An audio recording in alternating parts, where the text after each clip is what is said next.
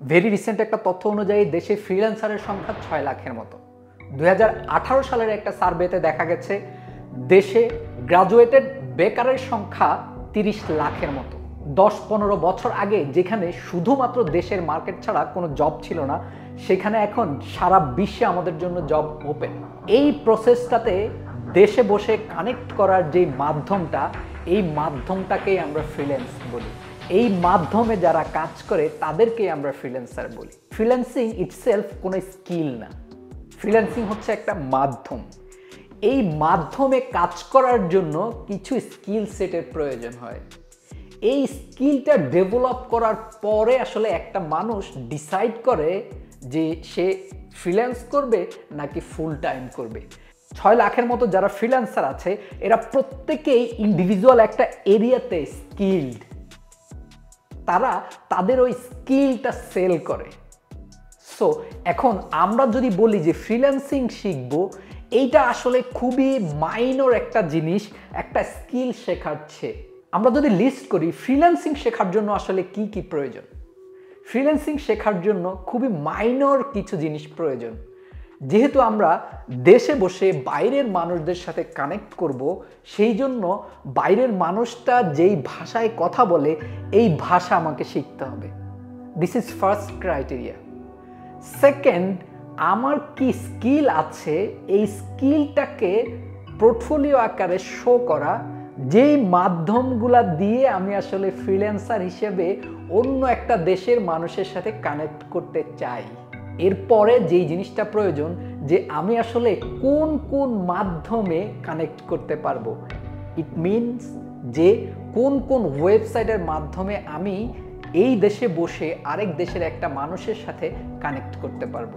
So এই তিনটা বিষয় যদি মাথায় নেওয়া যায় খুব ভালোভাবে, তাইলে বোঝা যাবে যে আমি আসলে প্রথমেই একটা স্কিল ডেভেলপ করব, এরপরে আমি কিভাবে কানেক্ট করব এই জিনিসগুলো শিখব।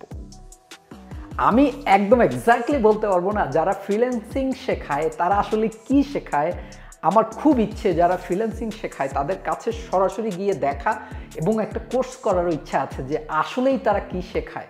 তবে আমার ধারণা যদিও এই ফ্রিল্যান্সিং মূলাটা ঝুলায়, ডলার দেখায়, আসলে তারা দিন শেষে একটা স্কিলই শেখানোর কথা। সেইটা যেই কোনো এরিয়াতেই হোক একটা স্কিলই শেখায়। এবং পাশাপাশি হয়তো আমি যেই তিনটা জিনিস বললাম যে কিভাবে আমি কথা বলবো, ভাষা জানা, এই ভাষার হয়তো কিছু টুলস অ্যান্ড টেকনিক কিছু শেখায়। যদিও আমি এই ভাষাটা আমার যদি টোটাল ডিরেকশনটা ক্লিয়ার থাকে আমি ভাষাটা শেখার প্রতি জোর দিব। পার্টিকুলার একটা মানুষের সাথে কিভাবে কানেক্ট করব, 2-4টা শব্দ আসলে কানেক্ট করলে হয়তো আমি খুব বেশি দূর যেতে পারবো না। আমাকে একটা কমপ্লিট ভাষায় কিভাবে কমিউনিকেট করে সেইটা শিখতে হবে। সো এই ভাষার কমিউনিকেশন থেকে শুরু করে এই যে ওয়েবসাইটে পোর্টফোলিও করা, পোর্টফোলিও আপ করা এবং এই পোর্টফোলিও আপ করার পরে কোনো কাজের জন্য বিড করা, এই যে মিনিমাম প্রসেসটা, এই মিনিমাম প্রসেসটাও হয়তো শেখায়।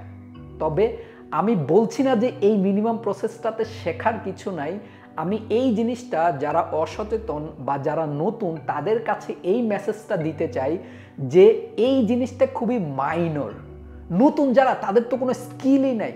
সো যাদের কোনো স্কিল নাই তারা এই প্রসেসটা শেখার চেয়ে সরাসরি একটা কাজ শেখার প্রতি মনোযোগ দিলে ডেভেলপমেন্টটা অনেক বেশি হবে এবং ক্যারিয়ারটা অনেক দূর যাবে।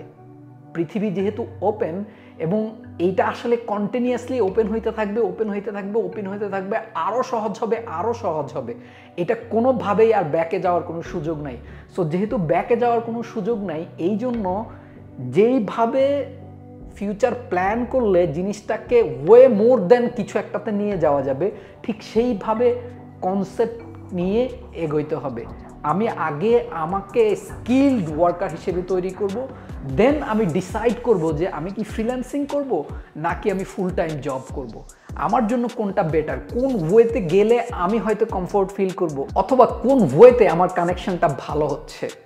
আমি যখন নিজেকে একজন স্কিলড ওয়ার্কার হিসেবে তৈরি করতে পারবো, দেন আমি অফার করতে পারবো this is what I have, তুমি আমাকে কাজ দিতে পারো, আমি তোমাকে এই সার্ভিসটা দিতে প্রস্তুত। আশা করি আপনারা যারা ফ্রিল্যান্সিং এবং এই প্রসেসটা সম্পর্কে একটু কম জানেন অথবা যারা একদমই জানেন না, তাদের জন্য এই ইনফরমেশনগুলো অনেক হেল্পফুল হবে। Thank you so much for watching our video. Please do follow and subscribe our YouTube channel.